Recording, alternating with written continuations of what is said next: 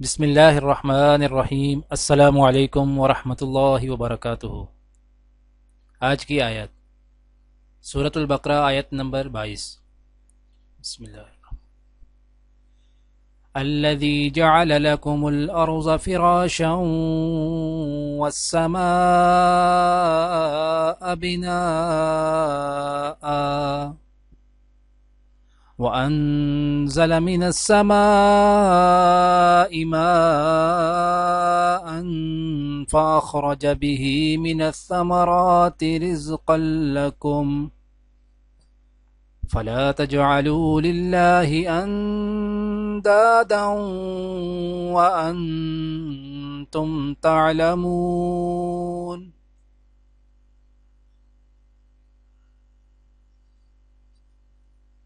وہی تو ہے جس نے تمہارے لیے زمین کا فرش بچھایا، آسمان کی چھت بنائی، اوپر سے پانی برسایا اور اس کے ذریعے سے ہر طرح کی پیداوار نکال کر تمہارے لیے رزق بہم پہنچایا۔ پس جب تم یہ جانتے ہو تو دوسروں کو اللہ کا مد مقابل نہ ٹھہراؤ۔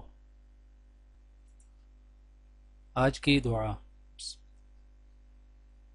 رب هب لي حكما وألحقني بالصالحين واجعل لي لسان صدق في الآخرين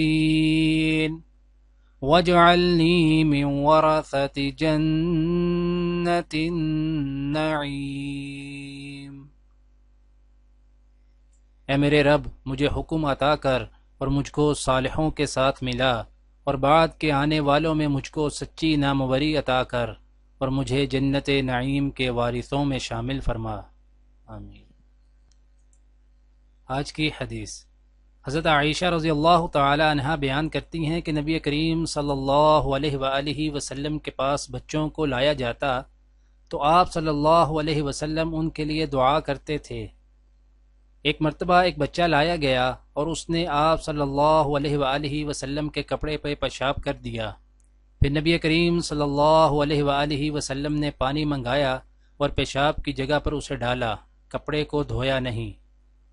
دعا ہے کہ اللہ تعالی دنیا اور آخرت کی تمام بھلائیاں عطا کرے، عمل کی توفیق دے۔ سبحان ربک رب العزت عما یصفون وسلام علی المرسلین والحمد للہ رب العالمین، آمین۔